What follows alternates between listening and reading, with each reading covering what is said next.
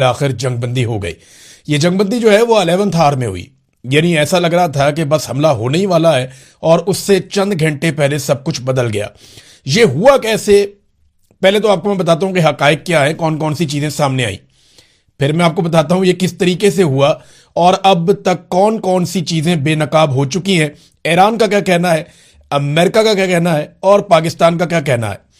नाज़रीन, Donald Trump की deadline खत्म होने से सिर्फ चंद घंटे पहले अचानक पाकिस्तान के वजीर आजम रात गए लगभग 1 बजे से पहले एक ट्वीट कर देते हैं पाकिस्तान टाइम के मुताबिक, और फौरी तौर पे अमेरिका से ये स्टेटमेंट आता है व्हाइट हाउस का कि हमने पाकिस्तान के वजीर आजम की ट्वीट का जायजा लिया है और हम उसको देख रहे हैं। पहले आप देखें शहबाज शरीफ ने ट्वीट किया क्या।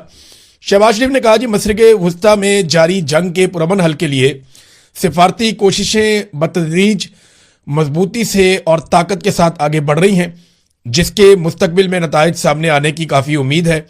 सफारतकारी से मसला हल करने के लिए मैं सदर ट्रंप से दरख्वास्त करता हूं कि वो अपनी डेडलाइन को 2 हफ्तों तक बढ़ा दें। पाकिस्तान ईरानी भाइयों से आबनाए हुर्मस को 2 हफ्तों के लिए खोलने की पुरजोर पुरखलूस अपील भी करता है।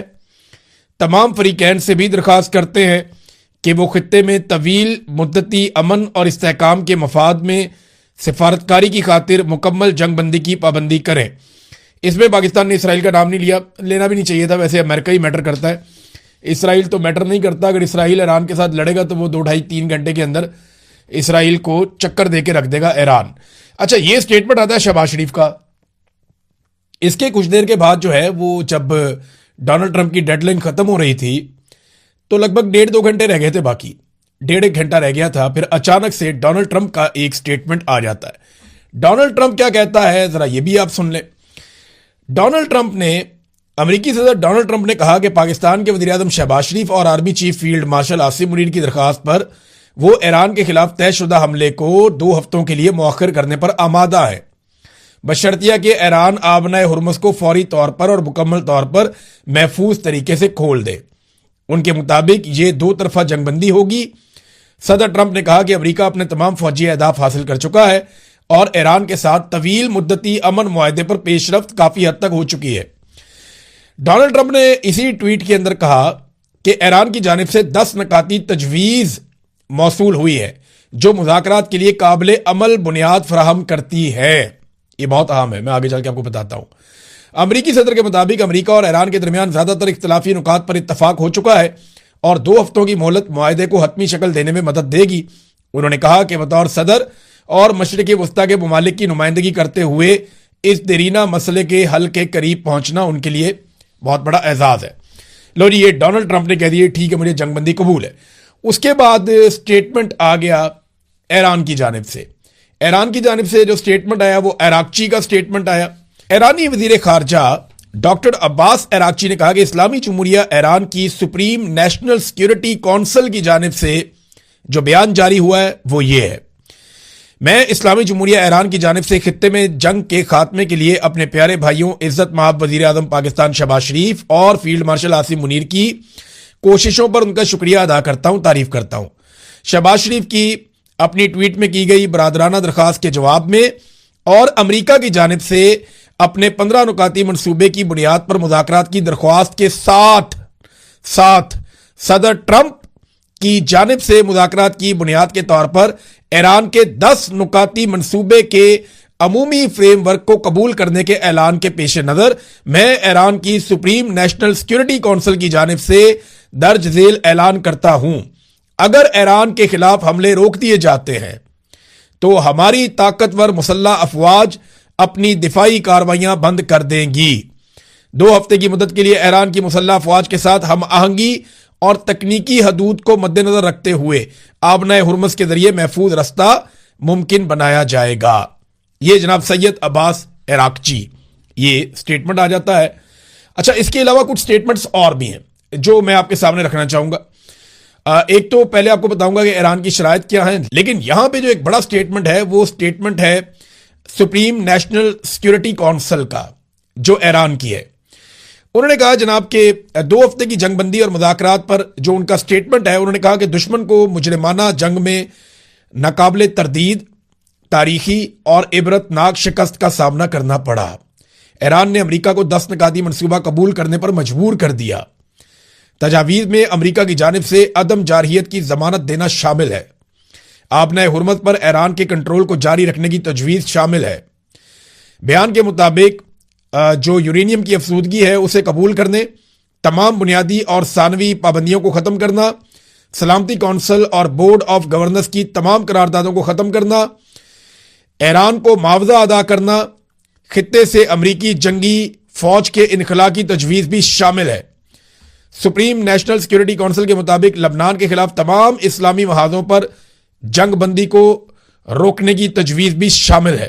ईरानी सुप्रीम नेशनल सिक्योरिटी काउंसिल ने फतह की तफसीलात सामने आने तक इत्तेहाद और यकजहती को बरकरार रखने की ज़रूरत पर जोर दिया। नाज़रीन, ये तो जो जिस किस्म के ईरान की सुप्रीम काउंसिल ने, सुप्रीम नेशनल सिक्योरिटी काउंसिल ने जो स्टेटमेंट दिया है वो तो फतह का ऐलान कर रहे हैं और उनके जो 10 नुकात हैं वही सबसे इंपॉर्टेंट है। अब वो 10 नुकात हैं क्या? इनमें से कुछ मैंने अभी आपको पढ़ के सुनाए। ये दुनिया भर के अखबारात के अंदर छप चुके हैं अब तक, और मैंने ये कहाँ पे पढ़े? मैंने गल्फ न्यूज़ में पढ़े हैं, टाइम्स नाउ में पढ़े हैं, मिरर में पढ़े हैं। बहुत सारे जर्नलिस्ट इसे रिपोर्ट कर रहे हैं। रज़ी ताहिर साहब ने बहुत अच्छा रिपोर्ट किया है ये ईरान से जुड़े हुए मामलात को, जंग के दिनों में भी। तो उन्होंने जो रिपोर्ट की है वो बताते हैं, एक तो दोबारा हमला ना करने का वादा लिया उन्होंने। नंबर 2, आबनाए हुर्मत पर ईरान का कंट्रोल बरकरार रहेगा। यूरेनियम अफसूदगी को तस्लीम किया जाएगा कि ईरान अपनी ज़रूरत के मुताबिक यूरेनियम को अफसूदा कर सकता है, और तमाम बुनियादी पाबंदियों का जो ईरान के ऊपर पाबंदियां हैं वो खात्मा किया जाएगा। तमाम सानवी पाबंदियों का भी खात्मा किया जाएगा। अक़वाम मुत्तहिदा की सलामती कौंसिल की तमाम करारदादों का खात्मा किया जाएगा जो ईरान के खिलाफ थी। बोर्ड ऑफ गवर्नर्स की तमाम करारदादों का खात्मा, ईरान को मुआवजे की अदायगी की जाएगी। खित्ते से अमरीकी जंगी अफवाज का इनखला होगा। तमाम महाजों पर जंग का खात्मा बशमूल लबनान में फौरी जंग बंदी, और जो आबनाए हुर्मत है उसके हवाले से वो ईरान का कंट्रोल रहेगा। ईरान उसका मैकेनिज्म बनाएगा और उससे जो ईरान पैसा हासिल करेगा वो पैसा खर्च किया जाएगा या इस्तेमाल किया जाएगा रिकंस्ट्रक्शन के ऊपर। जो तबाही हुई है उसको ठीक करने के ऊपर इस्तेमाल किया जाएगा, और इसके अलावा वो मांगते हैं कि जो नुकसान किया उसकी भरवाई भी की जाए। ये है जनाब ईरान के मुतालबात। अब इसे अमरीकी मीडिया जो है वो ये कह रहा है कि ये बड़े तज़हीक आमेज मुतालबात है, जिल्लत आमेज। यानी डोनाल्ड ट्रंप के सामने वही मुतालबात जो ईरान ने पहले रखे हुए थे, डोनाल्ड ट्रंप उन्हें मानने पर मजबूर क्यों हो गया? ये है जनाब सबसे बड़ा सवाल। तो डोनाल्ड ट्रंप के साथ हुआ क्या? लेकिन पहले ये शहबाज शरीफ साहब के पास जब ट्वीट आया तो उन्होंने ट्वीट कर दिया, तो ये कहानी क्या है? अब जरा मैं आपको एक कहानी की तरह बताता हूं। डोनाल्ड ट्रंप ने 10 दिन की डेडलाइन दी और इन 10 दिनों में पूरी कोशिश की कि अरब ममालिक पाकिस्तान को लेकर इस लड़ाई में उतर जाएं, लेकिन वो मुमकिन नहीं हो पाया। पाकिस्तान इस लड़ाई में उतरना चाहता था, लेकिन पाकिस्तान की आवाम ने शिया सुन्नी फिरका वारियत को पसे पुश्त डालते हुए इस बात को नामुमकिन बना दिया और पाकिस्तान में एक मिसाली भाईचारा देखने में आया। हत्ता कि कोशिश की गई कुछ ऐसे कलदम तंजीमों के बंदों को उतार कर के हालात खराब हो जाए, लेकिन पाकिस्तानियों ने रिस्ट्रेंट का मुजाहरा किया, समझदारी का मुजाहरा किया और फिरका वारियत से गुरेज किया, जो पाकिस्तानियों की एक बहुत बड़ी कामयाबी है। और पाकिस्तानियों ने कैटेगोरिकली कह दिया, यानी फील्ड मार्शल ने तो बुला के मौलवियों को यह तक कह दिया था कि जिसको ईरान में जाना है या पसंद है उधर ही चला जाए। ये मामला खराब हो रहा था, लेकिन पाकिस्तानी जो है वो कंसिस्टेंटली अपने मौक़िफ़ के साथ खड़े रहे। ये जो सुलह वाला दिन है, यानी ये पूरा दिन कैसा गुजरा मंगल का, ये मैं आपको थोड़ा सा इसके बारे में आगाह कर देता हूं। हुआ ये मंगल के दिन में कि अचानक से कुछ ऑर्डर आते हैं पाकिस्तान के मीडिया को। ये 4 किस्म के ऑर्डर हैं जो पाकिस्तान के सोशल मीडिया में आम लोगों को दिए गए और पाकिस्तान के रेगुलर मीडिया को दिए गए। और ईरानी सहाफियों के बारे में यह कहा गया कि अब ईरानी सहाफियों को आप टीवी चैनल्स पे लेने से गुरेज करें। इसका शिकवा कुछ ईरानी सहाफियों ने भी किया। उन्होंने बताया कि पाकिस्तानी टीवी चैनल्स के ऊपर हमारे इंटरव्यूज थे, हमें जाना था, लेकिन अचानक हमें कैंसिल कर दिया गया। यानी एक तो एस्टेब्लिशमेंट का ऑर्डर आया कि आपने ईरानी सहाफियों को नहीं लेना। दूसरा एक ये ऑर्डर आया कि आप अब ईरान की मजम्मत करें कि जो उसने सऊदी अरब के ऊपर वापस अटैक किया है, तो उसकी मजम्मत के लिए भी अहकामात आ गए। तो कुछ ऐसी चीजें पाकिस्तान में एस्टेब्लिशमेंट कर रही थी जिससे तासुर मिल रहा था कि पाकिस्तान अब पूरी साइड लेने वाला है और जैसे ही अमेरिका अटैक करेगा पाकिस्तान पैंतरा बदल जाएगा, ऐसा लग रहा था। क्योंकि पाकिस्तान की एस्टेब्लिशमेंट पाकिस्तान के मीडिया को इससे मिलते जुलते कुछ अहकामात जारी कर रही थी। लेकिन अचानक से डोनाल्ड ट्रंप ने सारा गेम पलट दिया और एक मैसेज आता है शहबाज शरीफ के पास। और मैसेज क्या आता है? शहबाज शरीफ का जो पैगाम मैंने आपको पढ़ के सुनाया, यह पैगाम इस तरीके से नहीं था।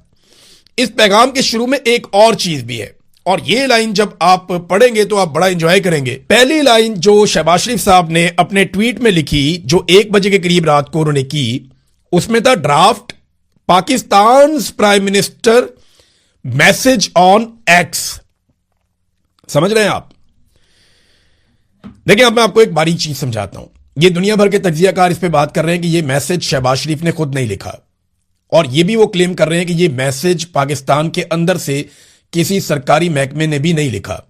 मैं अच्छी तरह जानता हूं जो सरकारी लैंग्वेज है, मैं जर्नलिस्ट हूं, सारी जिंदगी हमने ये फाइलें पढ़ी हैं, सारी जिंदगी हमने ये डॉक्यूमेंट देखे हैं। तो पाकिस्तान के अंदर से अगर कोई लिखता तो सिर्फ प्राइम मिनिस्टर लिखता, पाकिस्तान प्राइम मिनिस्टर नहीं लिखता, सिर्फ प्राइम मिनिस्टर लिखता। अगर आसिम मुनीर साहब ने लिखा होता या एस्टेब्लिशमेंट ने लिखा होता तो सिर्फ प्राइम मिनिस्टर लिखते, किसी ब्यूरोक्रेट ने लिखा होता तो सिर्फ प्राइम मिनिस्टर लिखते।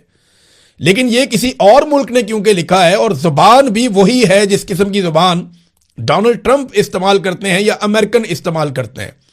तो यह मैसेज लिखा हुआ पहले पाकिस्तान की मिलिट्री एस्टेब्लिशमेंट के पास आया, और शहबाज शरीफ साहब ने एक्साइटमेंट में और उजलत में, इतनी खुशी थी कि अमेरिका से मैसेज आ गया है, कि इन्होंने फौरी तौर पे उसको ट्वीट कर दिया, यह सोचे बगैर कि इसकी पहली लाइन को मिटाना था। यानी पहली लाइन में यह लिखा हुआ था कि यह पैगाम शहबाज शरीफ साहब अपने ट्विटर से पोस्ट करेंगे, यह लिखा हुआ था। और शहबाज शरीफ साहब ने पहले लाइन ये वाली भी लिख दी कि शहबाज शरीफ साहब अपने ट्विटर से ये वाला ड्राफ्ट पोस्ट करेंगे, और नीचे वो पोस्ट भी साथ ही लिख दी।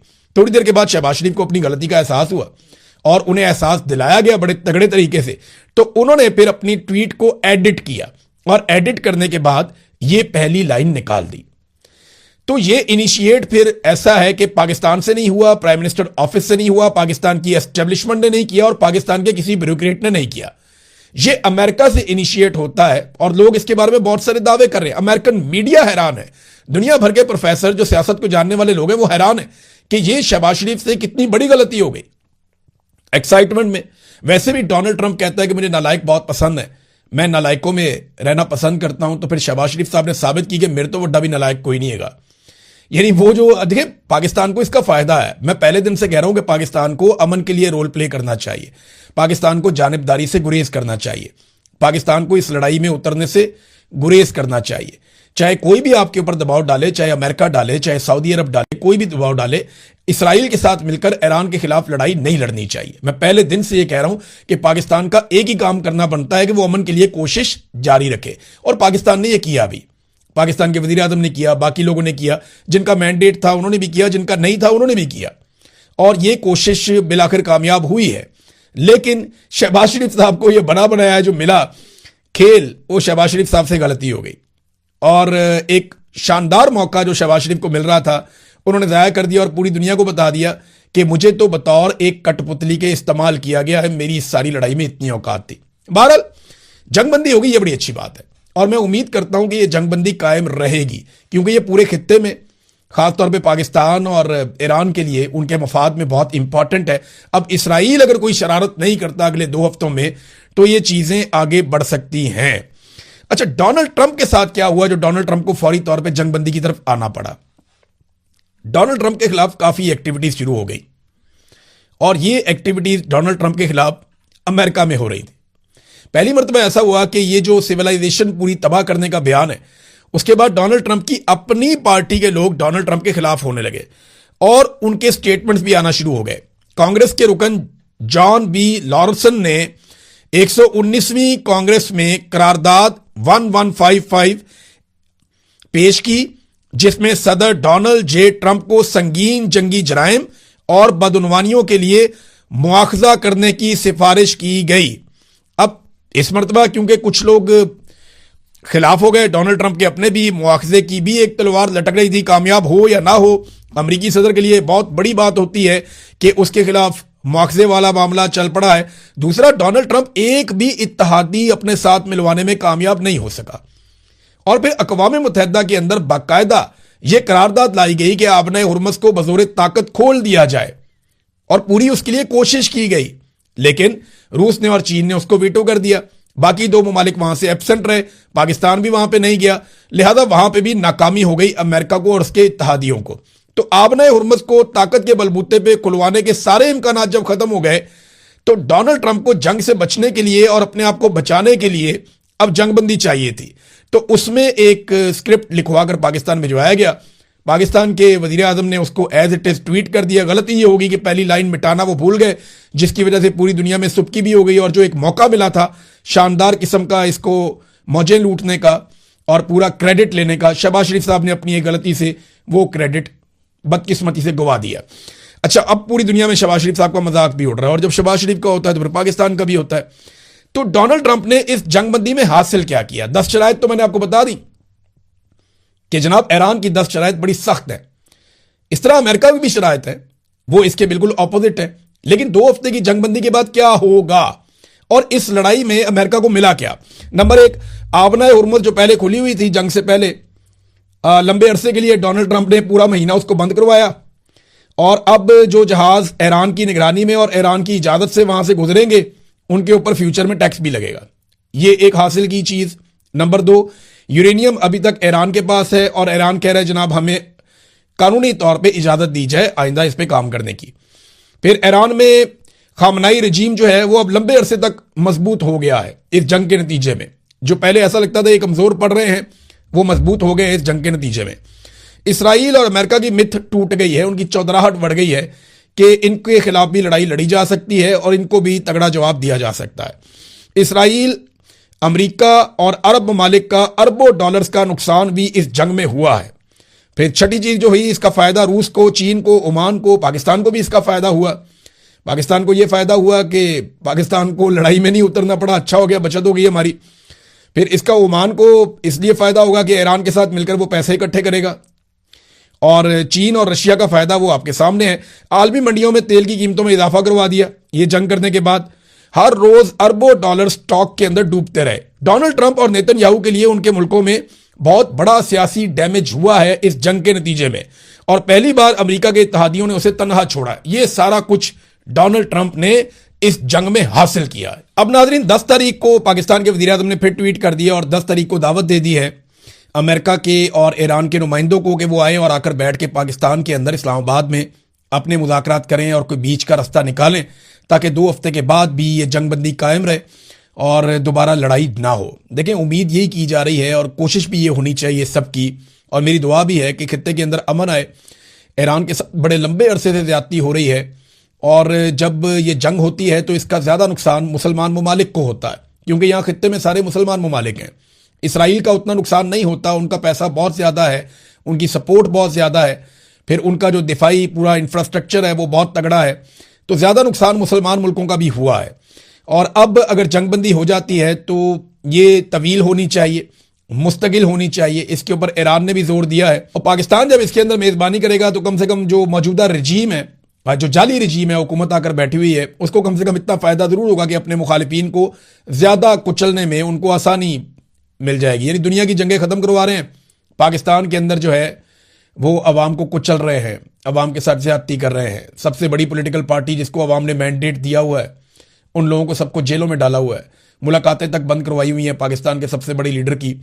तो अब जब डोनाल्ड ट्रंप को राजी करेंगे तो उसके बाद पाकिस्तान में जुल्म और जबर का एक नया सिलसिला भी मैं उम्मीद करता हूं कि आसिम मुनीर साहब शुरू करवाएंगे, क्योंकि ये ट्रैक रिकॉर्ड है। जब जब इन्हें ऑक्सीजन मिलती है ये अपने मुखालिफिन को कुचलना शुरू कर देते हैं। अब तक तो हमने यही देखा। तो नाज़रीन, ओवरऑल क्या हुआ, यानी आखिर में मैं आपको यह बता देता हूं कि ईरान ने अपनी इस्तकामत के जरिए से, अपनी बहादुरी के जरिए से और मुसीबतों को फेस करके, उनका सामना करके एक आसाब शिकन लड़ाई, जिसमें उनके बहुत सारे लीडर्स कुर्बान हो गए, उनके बहुत सारे फौजी शहीद हो गए, उनके लोगों का बहुत नुकसान हुआ, उनके इंफ्रास्ट्रक्चर का बहुत नुकसान हुआ, लेकिन इसके बावजूद वो डट कर लड़ते रहे और बिलाखिर ईरान ने वो अचीव कर लिया जिसके बारे में सोचा भी नहीं जा सकता था।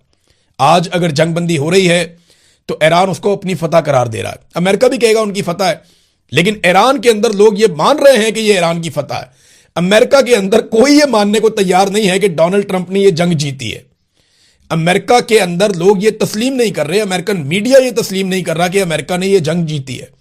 जबकि ईरान के अंदर लोग इसको जश्न के तौर पे मनाएंगे अगर ईरान की शराइत पूरी हो जाती हैं। तो पहली मर्तबा ईरान के जानिब से इतनी सख्त शराइत अमेरिका को माननी पड़ रही हैं और डोनाल्ड ट्रंप को जंगबंदी पे मजबूर होना पड़ रहा है। तो इसमें अगर मैं ये कहूं कि इसमें जीत किसकी हुई है, तो इसमें जीत ईरान की हुई है। और ईरान की इस्तकामत की वजह से ही पाकिस्तान को यह मौका भी मिला कि पाकिस्तान अब मेजबानी करेगा मुज़ाकरात की जो ईरान और अमेरिका के बीच में होंगे। देखते हैं ज़ामिन कौन कौन बनेगा, इस पर नजर रखेंगे। अब तक के लिए इतने। अपना